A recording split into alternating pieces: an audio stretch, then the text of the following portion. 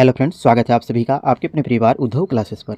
आज की इस सेशन में देखेंगे हम लोग बिहार पुलिस भर्ती से संबंधित टॉप 30 जीके जीएस के क्वेश्चंस। ये ऐसे क्वेश्चंस हैं जो आपके परीक्षा में बार बार पूछे जा रहे हैं और ये जो क्वेश्चंस बनाए गए हैं आपके टॉप 30 क्वेश्चंस का प्रैक्टिस सेट बनाए गए हैं। तो आप फ्रेंड्स इन टॉप 30 क्वेश्चंस में से कितने क्वेश्चंस के राइट आंसर कर पाते हैं आप हमें कमेंट बॉक्स पर जरूर बताइएगा। और ये जो सारे क्वेश्चंस बनाए गए हैं आपको बता दूं एक बात, ये जो क्वेश्चंस हैं आपके एनसीईआरटी बेस्ड क्वेश्चंस आपके बनाए गए हैं, क्योंकि फ्रेंड्स अभी के समय में जो आपके क्वेश्चंस पूछे जा रहे हैं एग्जाम पे सारे क्वेश्चंस एनसीईआरटी बेस्ड क्वेश्चंस पूछे जा रहे हैं। तो चलिए आज का ये इंपॉर्टेंट एपिसोड 8 शुरू करते हैं फर्स्ट क्वेश्चन से। फर्स्ट क्वेश्चन से हमारा भगवान बुद्ध का जन्म कहाँ हुआ था। स्टैटिक जीके के रूप में क्वेश्चन है आपके एग्जाम पे जो है बौद्ध धर्म से रिलेटेड और जैन धर्म से रिलेटेड क्वेश्चंस आपको एग्जाम पे जरूर देखने को मिलेंगे, क्योंकि ये दो ऐसे धर्म है जो काफ़ी प्रसिद्ध धर्म रह चुका है। इसलिए याद रखिएगा भगवान बुद्ध का जन्म कहाँ हुआ था। इसके करेक्ट आंसर कीजिएगा ऑप्शन नंबर ए हो जाएंगे, नेपाल में इसका जन्म हुआ था। और नेपाल में तो जन्म हुआ था ये आपके देश हो गए, लेकिन अगर बात करें किस स्थान पर जन्म हुआ था तो नेपाल का जो जन्म हुआ था फ्रेंड्स आपके लुम्बिनी नामक स्थान पर याद हुआ था। लुम्बिनी यानी लुम्बिनी नामक स्थान पर जो है इसका जन्म हुआ था। और अगर बात करें किस वर्ष इसका जन्म हुआ था तो ये भी साथ में याद रखिएगा आपके 563 ईस्वी पूर्व में, 563 ईस्वी पूर्व में जो है भगवान बुद्ध का जन्म हुआ था। तो ये दोनों इंपॉर्टेंट पॉइंट्स जरूर याद रखिएगा। साथ ही फ्रेंड्स वर्तमान समय में जो है ये लुम्बिनी स्थान को किस नाम से जाना जाता है तो ये भी याद रखिएगा आपके कपिल वस्तु के नाम से जो है इस स्थान को जाना जाता है। तीनों ये इंपॉर्टेंट फैक्ट्स के रूप में जरूर याद रखिएगा। नेक्स्ट क्वेश्चन से हमारा हड़प्पा सभ्यता की खोज किसने की थी। हड़प्पा सभ्यता की खोज किसने की थी तो इसके करेक्ट आंसर कीजिएगा ऑप्शन नंबर सी हो जाएंगे, दयाराम साहनी के द्वारा। दयाराम साहनी के द्वारा जो है हड़प्पा सभ्यता की खोज की गई थी, यानी आप एक तरह से कह सकते हैं कि खुदाई की गई थी आपके दयाराम साहनी के द्वारा। लेकिन क्वेश्चन में ये भी एग्जाम पे क्वेश्चन पूछे जा चुके हैं कि हड़प्पा सभ्यता की खोज किसकी अध्यक्षता में की गई थी। तो यानी आपके आंसर हो जाएंगे आपके जॉन मार्शल की अध्यक्षता में जो है आपके हड़प्पा सभ्यता की खुदाई की गई थी, क्योंकि फ्रेंड्स ये अध्यक्षता के रूप में जो है आपके दयाराम साहनी को और रखलदास बनर्जी को नियुक्त किया था, जिनमें से आपके रखलदास बनर्जी जी ने आपके मोहनजोदड़ो की खोज की थी। तो याद रखिएगा मोहनजोदड़ो की खोज की थी आपके इसने रखलदास बनर्जी ने, और दयाराम साहनी ने किसकी खोज की थी तो हड़प्पा की खोज की थी। एक तरह से आप कह सकते हैं खुदाई की थी। और ये दयाराम साहनी ने कब खोज की थी तो आपके 1921 ईस्वी में।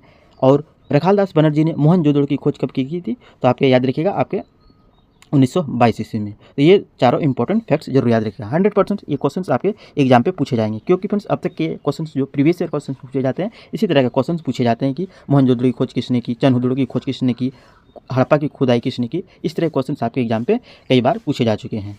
नेक्स्ट क्वेश्चन से हमारा तीसरा क्वेश्चन हो जाएंगे, भारत का नेपोलियन किसे कहा जाता है। Very very important question. ये क्वेश्चन आपके बिहार पुलिस के एग्जाम पे जो है क्वेश्चन पूछे गए हैं।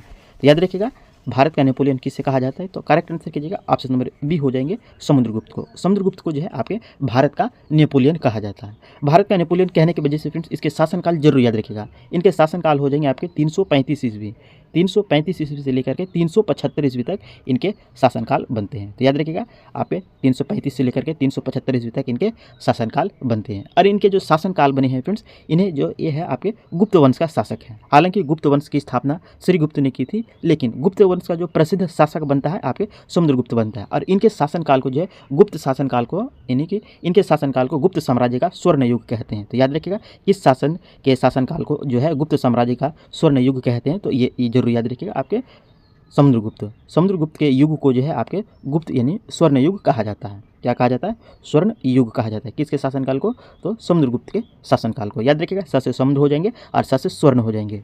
स्वर्ण काल यानी कि गुप्त साम्राज्य का स्वर्ण युग किसके शासनकाल को कहा जाता है तो आपके समुद्रगुप्त के शासनकाल को कहा जाता है। और इनका शासनकाल कब से कब तक रहा था 335 से लेकर के 375 ईस्वी तक रहा था। नेक्स्ट क्वेश्चन से हमारा चौथा क्वेश्चन, टिहरी बांध किस नदी पर अवस्थित है। टिहरी बांध किस नदी पर अवस्थित है। फ्रेंड्स आप ये जो टॉप 30 क्वेश्चंस बनाए गए आपके सारे सब्जेक्ट को क्वेश्चंस आपको इसमें देखने को मिलेंगे। पॉलिटी देखने को मिलेंगे, हिस्ट्री देखने को मिलेंगे, ज्योग्राफी देखने को मिलेंगे, साइंस से संबंधित क्वेश्चन भी आपको देखने को मिलेंगे। यानी जीके जीएस के प्रैक्टिस सेट के रूप में जो ये टॉप 30 क्वेश्चन बनाए गए हैं। और ये जो क्वेश्चन बनाए गए फ्रेंड्स सारे क्वेश्चन आपके एनसीईआरटी बेस्ड क्वेश्चंस बनाए गए। तो फ्रेंड्स आप हमारे इन टॉप 30 क्वेश्चंस में से कितने क्वेश्चंस के राइट आंसर कर पाते हैं कमेंट बॉक्स पर जरूर लिखिएगा। क्वेश्चन से आपके टिहरी बांध किस नदी पर अवस्थित है। इसके करेक्ट आंसर कीजिएगा। आंसर हो जाएंगे आपके भागीरथी नदी और भिलांगना नदी। भागीरथी नदी और भिलांगना के संगम पर जो है आपके टिहरी बांध अवस्थित है। टिहरी बांध का एक और अन्य नाम याद रखिए फ्रेंड्स, इसका जो है अन्य नाम जो है रामतीर्थ सागर बांध। रामतीर्थ सागर बांध जो है इनका अन्य नाम है। तो इनके अन्य नाम के रूप में ये जरूर याद रखिएगा। नेक्स्ट क्वेश्चन से हमारा 5वां क्वेश्चन, रोहन बोपन्ना किस खेल से संबंधित है? रोहन बोपन्ना किस खेल से संबंधित है? इसके करेक्ट आंसर कीजिएगा, ऑप्शन नंबर सी हो जाएंगे, टेनिस के खिलाड़ी है। रोहन बोपन्ना जो है ये आपके किस खेल से संबंधित है? तो आपके टेनिस खेल से संबंधित है। एक क्वेश्चन एग्जाम पे पूछे जा चुके थे फ्रेंड्स कि फुटबॉल में खिलाड़ियों की संख्या कितनी होती है? तो जरूर याद रखिएगा, फुटबॉल में, क्रिकेट में और हॉकी में, फुटबॉल में, क्रिकेट में और हॉकी में जो है आपके खिलाड़ियों की संख्या कितनी होती है? तो 11 होती है। और जो खो खो खेल होते हैं, खो खो खेल जो होते हैं इसमें खिलाड़ियों की संख्या जो फ्रेंड्स आपके 9 होती है। ये दोनों इंपॉर्टेंट फैक्ट्स के रूप में जरूर याद रखिएगा। नेक्स्ट क्वेश्चन से हमारा छठा क्वेश्चन, बारदोली सत्याग्रह कब हुआ था? बारदोली सत्याग्रह कब हुआ था? मॉडर्न हिस्ट्री से रिलेटेड क्वेश्चन है, तो याद रखिएगा बारदोली सत्याग्रह आपके आंसर हो जाएंगे 1928 ईस्वी में हुआ था। और ये जो बारदोली सत्याग्रह हुआ था किसके नेतृत्व में हुआ था फ्रेंड्स? तो ये भी जरूर याद रखिएगा, आपके सरदार वल्लभ भाई पटेल के नेतृत्व में हुआ था। सरदार वल्लभ भाई पटेल के नेतृत्व में जो है आपके बारदोली सत्याग्रह 1928 ईस्वी में हुआ था। हालांकि फ्रेंड्स इसमें जो है बारदोली सत्याग्रह में गांधी जी ने भी सहयोगी रहे थे, और गांधी जी के सहयोगी रहने की वजह से ही, यानी गांधी जी के कहने पर ही जो है बारदोली की सत्याग्रह में वहाँ की महिलाओं ने जो है आपके सरदार वल्लभ भाई पटेल को जो है सरदार की उपाधि दी थी। यानी कि आप कह सकते हैं फ्रेंड्स कि सरदार वल्लभ भाई पटेल को सरदार की उपाधि किस सत्याग्रह के बाद मिली थी? तो आपके बारदोली सत्याग्रह में। बारदोली सत्याग्रह में जो महत्वपूर्ण भूमिका निभाने की वजह से महात्मा गांधी के कहने पर ही इसे सरदार की उपाधि दी गई थी। ये क्वेश्चन मैं इसलिए बता रहा हूँ फ्रेंड्स इंपॉर्टेंट फैक्ट्स के रूप में, क्योंकि ये क्वेश्चन आपके प्रीवियस ईयर क्वेश्चन में पूछे जा चुके हैं कि आपको क्वेश्चन इस तरह से पूछा गया था, सरदार वल्लभ भाई पटेल को सरदार की उपाधि किसके द्वारा दी गई थी? तो याद रखिएगा, आपके महात्मा गांधी जी के द्वारा दी गई थी। ये जरूर याद रखिएगा। नेक्स्ट क्वेश्चन से हमारा 7वां क्वेश्चन, भारत की वित्तीय राजधानी कहाँ है? भारत की वित्तीय राजधानी कहाँ है? इसके आंसर कीजिएगा, ऑप्शन नंबर डी हो जाएंगे मुंबई में। ये मुंबई जो है फ्रेंड्स ये भारत की वित्तीय राजधानी है। इंपॉर्टेंट क्वेश्चन बता रहा हूँ फ्रेंड्स, आप कोशिश कीजिए कि आप हमारे साथ नोट्स जरूर बनाते चलिए, या फिर जिन जिन क्वेश्चन के राइट आंसर जानते हैं आप हमें कमेंट बॉक्स पर उनका प्रश्न का राइट आंसर जरूर लिख दीजिएगा। जैसे कि आपके 7 का आंसर हो जाएंगे, आपके डी हो जाएंगे, तो आप हमें इस तरह से 7 का ऑप्शन डी जरूर आंसर लिखिएगा। और जिन क्वेश्चन के नहीं जानते फ्रेंड्स आप कोशिश कीजिए इस सेशन के साथ साथ ही आप नोट्स जरूर बनाते चलिएगा। इसके याद रखिएगा, आपके भारत की वित्तीय राजधानी कहाँ है? तो आपके मुंबई हो जाएंगे। साथ ही फ्रेंड्स अगर बात करें कि भारत की पहली राजधानी कहाँ थी, सबसे पहली राजधानी भारत की कोलकाता थी। सबसे पहले भारत की राजधानी कहाँ थी? तो कोलकाता थी। और जस्ट फ्रेंड्स आपके 1912 ईस्वी में जो है आपके लिखित रूप से भारत की राजधानी दिल्ली घोषित कर दी गई थी। और इस समय जब दिल्ली राजधानी घोषित कर दी गई थी तो इस समय बंगाल के गवर्नर जनरल कौन थे? ये जरूर याद रखिएगा, आपके लॉर्ड हार्डिंग के समय में जो है आपके बंगाल के गवर्नर रहते हैं, जिसने भारत की राजधानी दिल्ली स्थानांतरित की थी। तो ये तीनों इंपॉर्टेंट पॉइंट्स जरूर याद रखिएगा। और इनके फ्रेंड्स इससे पहले वाले क्वेश्चन में थोड़ा ध्यान दीजिएगा, ये जो बारदोली सत्याग्रह हुआ था 1928 ईस्वी में, ये किस राज्य में अवस्थित है? ये जरूर याद रखिएगा, गुजरात राज्य में अवस्थित है। कहाँ अवस्थित है? तो गुजरात राज्य में अवस्थित है। नेक्स्ट क्वेश्चन से हमारा 8वां क्वेश्चन, फ्रांस की राज्य क्रांति कब हुई थी? फ्रांस की राज्य क्रांति कब हुई थी? जिसके करेक्ट आंसर कीजिएगा, ऑप्शन नंबर ए हो जाएंगे आपके 1789 ईस्वी में। 1789 ईस्वी में जो आपके फ्रांस की राज्य क्रांति हुई थी। फ्रेंड्स एक जरूर याद रखिएगा, आपके अपने भारत के संविधान में जो आपके 3 शब्द जो है आपके स्वतंत्रता, उसके बाद स्वतंत्रता, समानता और बंधुत्व।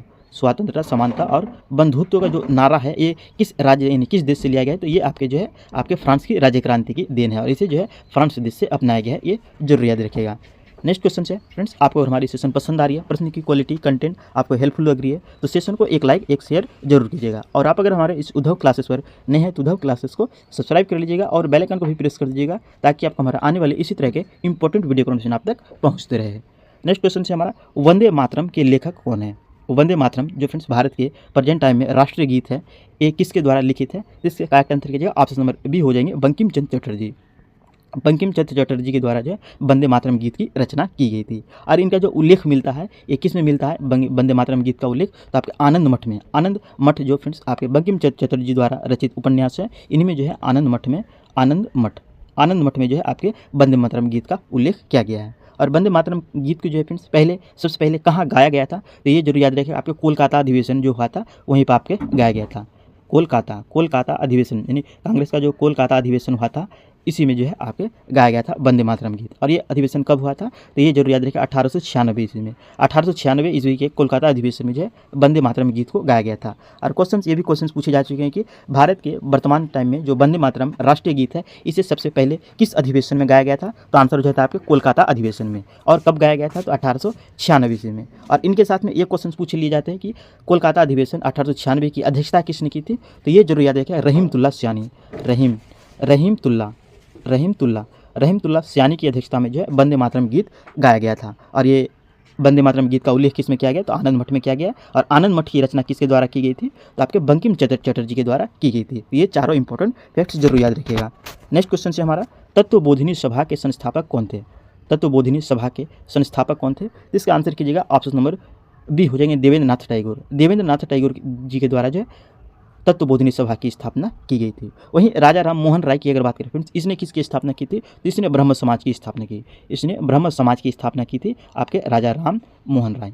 राजा राम मोहन राय जी के द्वारा जो है आपके ब्रह्म समाज की स्थापना की गई थी। और ईश्वर चंद्र विद्यासागर अगर बात करें, इसने किस में काम किया था, तो इसने विधवा विवाह पर अच्छा काम किया था। विधवा विवाह में ध्यान रखिए फ्रेंड्स, आपके विधवा विवाह से संबंधित अच्छा कार्य किया था, यानी सामाजिक कार्य किया था कौन, आपके ईश्वर चंद्र विद्यासागर जी ने। तो विधवा विवाह से संबंधित सामाजिक कार्य किया था कौन, आपके ईश्वर चंद्र विद्यासागर जी ने। और दयानंद सरस्वती की अगर बात करें, तो इसने किसकी स्थापना की थी, तो ये जरूर याद रखिए आर्य समाज की स्थापना जो की थी आपके किसके द्वारा की गई थी, तो आपके दयानंद सरस्वती जी के द्वारा की गई थी। ये क्वेश्चन आपके पूछे जा चुके हैं फ्रेंड्स कि दयानंद सरस्वती ने आर्य समाज की स्थापना किस वर्ष की थी, तो ये जरूर याद रखिएगा आपके 1975 ईस्वी में, सॉरी फ्रेंड्स 1875 ईस्वी में जो है आपके दयानंद सरस्वती जी के द्वारा जो है आर्य समाज की स्थापना की गई थी।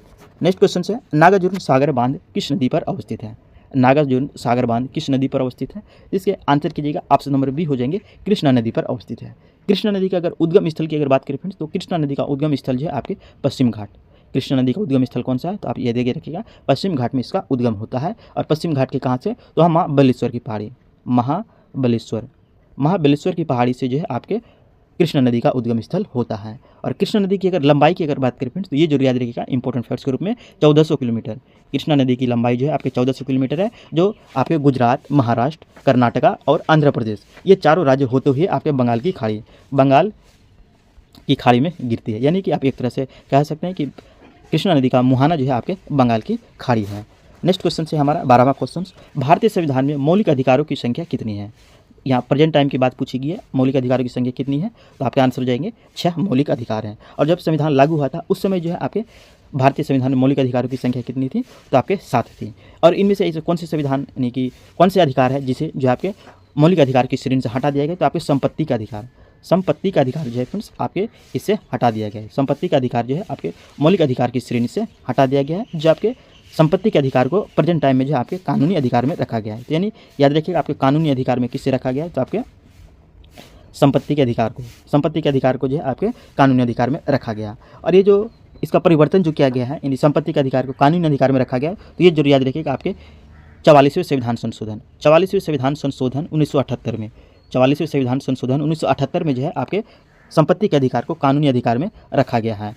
और ये जो फ्रेंड्स आपको रखा गया है आपके कानूनी अधिकार में रखा गया है संपत्ति के अधिकार को, ये किस आर्टिकल में रखे गए हैं, तो ये भी जरूर याद रखिएगा आपके आर्टिकल 300 के क में, यानी कि ए में जो है आपके संपत्ति के अधिकार को रखा गया है। तो ये चारों इंपॉर्टेंट क्वेश्चन जरूर याद रखिए फ्रेंड्स, आपके प्रीवियस ईयर क्वेश्चन में पूछे गए हैं। नेक्स्ट क्वेश्चन से हमारा 13वां क्वेश्चन, खेड़ा आंदोलन कब हुआ था। इसके करेक्ट आंसर दीजिएगा ऑप्शन नंबर बी हो जाएंगे आपके 1918 में। 1918 ईस्वी में जो है आपके गुजरात में खेड़ा आंदोलन होते हैं। और इनके साथ ही फ्रेंड्स एक और आंदोलन मिलता जुलता आंदोलन जो है चंपारण सत्याग्रह, याद रखिएगा चंपारण सत्याग्रह जो है आपके 1917 ईस्वी में होता है। और खेड़ा आंदोलन जो है आपके 1918 में होता है। नेक्स्ट क्वेश्चन से हमारा 14वां क्वेश्चन, अंतर्राज्यीय परिषद किस अनुच्छेद में है। अंतर्राज्यीय परिषद का उल्लेख किस अनुच्छेद में है, मैंने बताया था अपने फ्रेंड्स आपके जो टॉप 30 क्वेश्चंस का सेशन बनाया गया, आपके सारे सब्जेक्ट को कवर किया गया। जिस प्रकार आपके जनरल क्वेश्चंस के पेपर पूछे जाएंगे बिहार पुलिस के एग्जाम पे, सेम एग्जाम पैटर्न पर आधारित ये क्वेश्चंस बनाए गए हैं। तो याद रखिएगा आपके अंतर्राष्ट्रीय परिषद किस अनुच्छेद में वर्णित है, इसके करेक्ट आंसर कीजिएगा आपके आंसर हो जाएंगे आपके ऑप्शन नंबर ए हो जाएंगे अनुच्छेद 263 में। अनुच्छेद 263 में जो है आपके अंतर्राज्यीय परिषद का उल्लेख किया गया है। ध्यान रखिएगा अंतर्राज्यीय परिषद का उल्लेख 263 में है। वहीं अगर बात करें फ्रेंड्स वित्त आयोग यानी कि वित्त आयोग का उल्लेख कितने में है, तो आंसर याद रखिएगा आपके 280 में। वित्त आयोग का गठन जो है आपके किस में किया गया है, तो आपके अनुच्छेद 280 में किया गया है। वित्त आयोग का गठन की बात कही है, याद रखिए वित्त आयोग का गठन आपके कितने में किया गया है, तो आपके 280 में। और अंतर्राज्यीय परिषद का गठन किस में किया गया है, तो आपके अनुच्छेद 263 में। नेक्स्ट क्वेश्चन है वायु क्या है। 15वां क्वेश्चन से याद रखिएगा वायु क्या है, तो वायु जो है आपके मिश्रण है। वायु आपके क्या है, तो आपके मिश्रण है। जैसे कि फ्रेंड्स आपके वायु किसका मिश्रण है, तो आपके गैसों में गैसों का मिश्रण है। गैसों में गैसों का।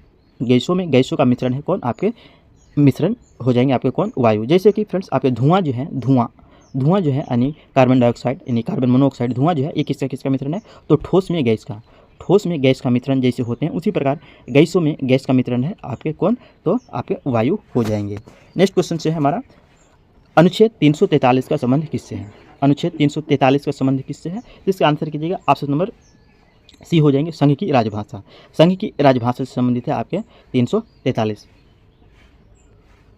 वहीं अगर बात करें मूल अधिकार जो फ्रेंड्स आपके किस भाग में वर्णित है, तो याद रखिए आपके भाग 3 में वर्णित है। मूल अधिकार का वर्णन आपके भाग कितना में है, 3 में है। और ये भाग 3 कहाँ से कहाँ तक आते हैं, तो आपके अनुच्छेद 12 से लेकर के आपके अनुच्छेद 12 से लेकर के 35 तक, अनुच्छेद 12 से लेकर के अनुच्छेद 35 तक जो है आपके मूल अधिकार का वर्णन किया गया है, जो आपके भाग 3 के अंतर्गत आते हैं। वही वित्त या पात का उल्लेख आर्टिकल कितना में है फ्रेंड्स, जरूर याद रखिएगा, वित्त आयोग का आर्टिकल जो है आपके 360 में है। जो फ्रेंड्स अभी तक जो है इस आर्टिकल का प्रयोग भारतीय संविधान के अनुसार अभी तक जो है इनका प्रयोग नहीं किया गया है, यानी वित्त या पात जो है अभी तक भारत देश में लागू नहीं किया गया है।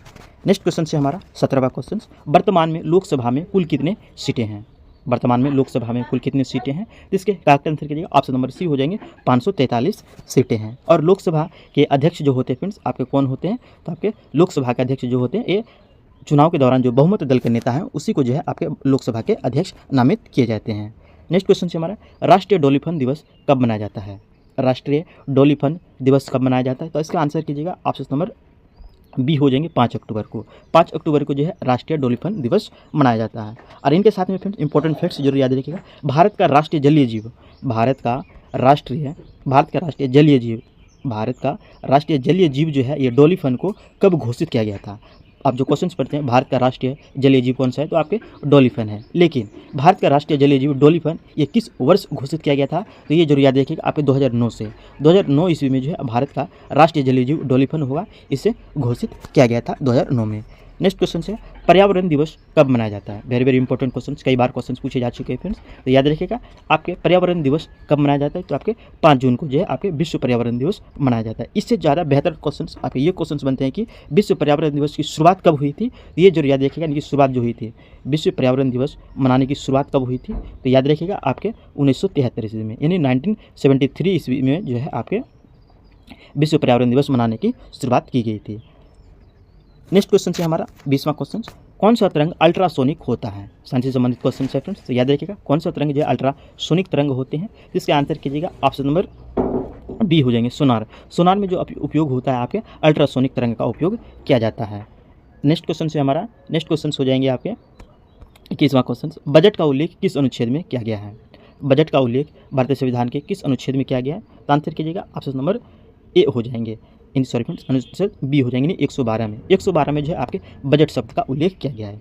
वहीं 114 की अगर बात करें तो वित्त आयोग से संबंधित विधेयक जो है, वित्त यानी विनियोग विधेयक, सॉरी फ्रेंड्स आपके विनियोग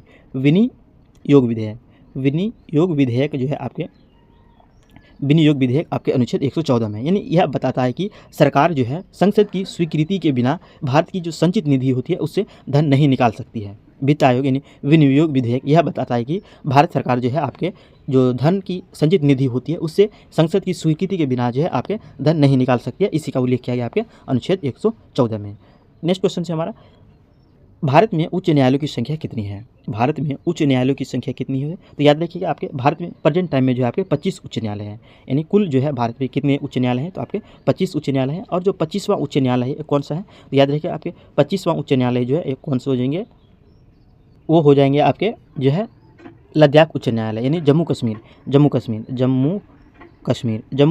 और लद्दाख, जम्मू कश्मीर और लद्दाख का जो उच्च न्यायालय है वही हो जाएंगे आपके 25वां उच्च न्यायालय। लद्दाख जम्मू कश्मीर और लद्दाख का जो उच्च न्यायालय है ये हो जाएंगे आपके 25वां उच्च न्यायालय। ध्यान रखिएगा फ्रेंड्स आपके 25वां उच्च न्यायालय। और इनकी जो स्थापना की गई थी तो कब की गई थी, तो आपके याद रखिएगा 2019 में 25वां उच्च न्यायालय के रूप में इसकी स्थापना कब की गई थी, तो 2019 में की गई थी। और इनके जो न्यायाधीश बने हैं ये कानून बने थे तो आपके राहुल भारती जी जो है आपके इनके अध्यक्ष बने थे। तो याद रखिएगा राहुल भारती जी 25वें उच्च न्यायालय के न्यायाधीश बने थे, कौन, आपके राहुल भारती जी।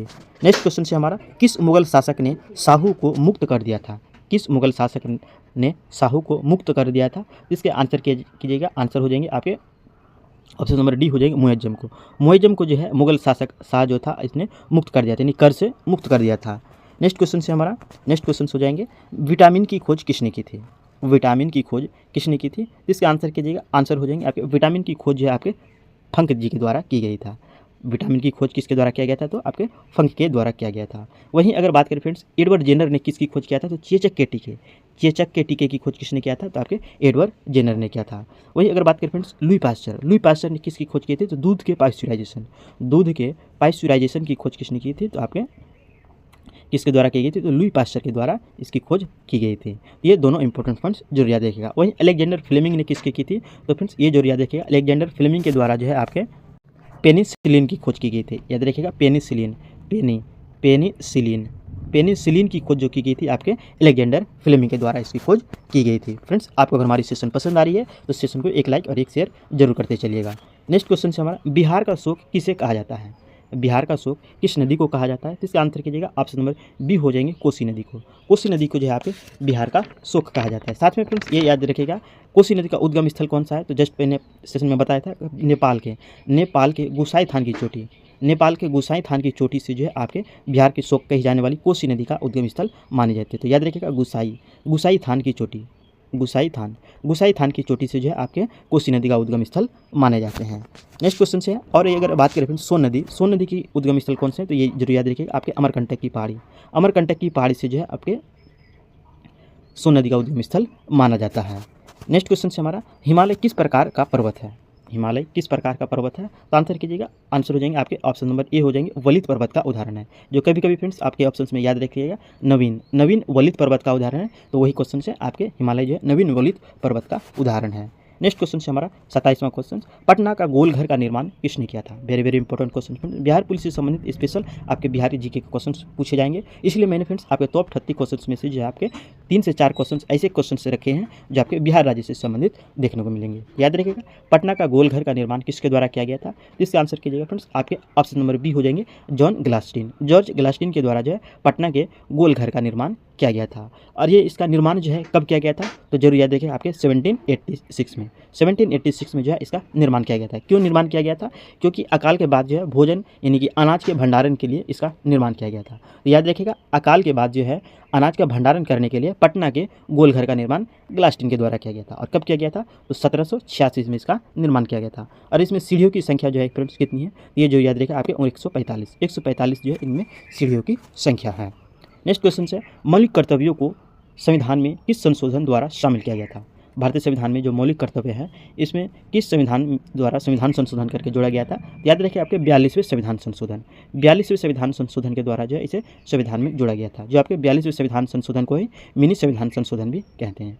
याद रखिएगा, मिनी संविधान भी किसे कहा जाता है? तो आपके 42वें संविधान संशोधन को कहा जाता है। नेक्स्ट क्वेश्चन से हमारा, बिहार में कृषि पर आधारित लोगों की संख्या कितने प्रतिशत है? बिहार में कृषि पर आधारित लोगों की संख्या कितनी है? इसके आंसर कीजिएगा, ऑप्शन नंबर डी हो जाएंगे, 78.6% जो है आपके कृषि पर आधारित है। नेक्स्ट क्वेश्चन से, जीवन का अधिकार किस अनुच्छेद में है? इसके आंसर कीजिएगा फ्रेंड्स, आपके ऑप्शन नंबर ए हो जाएंगे, अनुच्छेद 21 में। जीवन का अधिकार जो आपके किस अनुच्छेद में? अनुच्छेद 21 में है। और अगर बात करें अनुच्छेद 14 में किसका वर्णन है? तो याद रखिए, समानता का अधिकार अनुच्छेद 14 में क्या गया है? तो आपके अनुच्छेद 14 में जो समानता का अधिकार का वर्णन किया गया अनुच्छेद 14 में। और वहीं अनुच्छेद 19 की अगर बात करें तो इसमें बोलने की स्वतंत्रता, उसके बाद प्राण एवं दैहिक स्वतंत्रता, उसके बाद जो है प्रेस की स्वतंत्रता, ये दोनों जरूर याद रखें फ्रेंड्स। बोलने की स्वतंत्रता और प्रेस की स्वतंत्रता को लेकर इसमें क्या गया? अनुच्छेद 19 में किया गया। और अनुच्छेद 32 की अगर बात करें तो इसमें जो है फ्रेंड्स संवैधानिक उपचारों का अधिकार, संवैधानिक उपचारों का अधिकार किसे कहा गया है? तो आपके अनुच्छेद 32 को कहा गया। और ये संवैधानिक उपचारों का अधिकार किसके द्वारा कहा गया है? तो ये जरूर याद रखिएगा, आपके भीमराव अम्बेडकर साहब के द्वारा जो है अनुच्छेद 32 को जो है क्या कहा गया? तो संवैधानिक उपचारों का अधिकार कहा गया है। तो ये जरूर इंपॉर्टेंट फैक्ट्स के रूप में जरूर याद रखिएगा। और आज की इस सेशन का आखिरी क्वेश्चन है, ये क्वेश्चन फ्रेंड्स आपके टेस्ट के लिए है। इन टेस्ट का क्वेश्चन का आंसर जो है फ्रेंड्स आप हमें कमेंट बॉक्स पर जरूर बताइएगा। और साथ में फ्रेंड्स आप ये भी जरूर रखिएगा कि आप अपने हमारा इन टॉप 30 क्वेश्चन में से कितने क्वेश्चन के राइट आंसर कर पाते हैं, आप हमें कमेंट बॉक्स पर जरूर बताइएगा। तो फ्रेंड्स आज का इंपॉर्टेंट सेशन यहीं से समाप्त हुआ। अगर फ्रेंड्स आपको ये सेशन पसंद आई है, आपके लिए हेल्पफुल हुई है, तो आप सेशन को एक लाइक और एक शेयर अवश्य कीजिएगा। और आप अगर हमारे इस उद्धव क्लासेस पर नए हैं तो उद्धव क्लासेस को सब्सक्राइब कर लीजिएगा और बेल आइकन को भी प्रेस कर दीजिएगा, ताकि आपको मेरा आने वाले इसी तरह के इंपॉर्टेंट वीडियो आप तक पहुँचते रहे। अब फिर मिलते हैं इसी तरह के इंपॉर्टेंट सेशन के साथ नेक्स्ट सेशन में। Thanks for watching.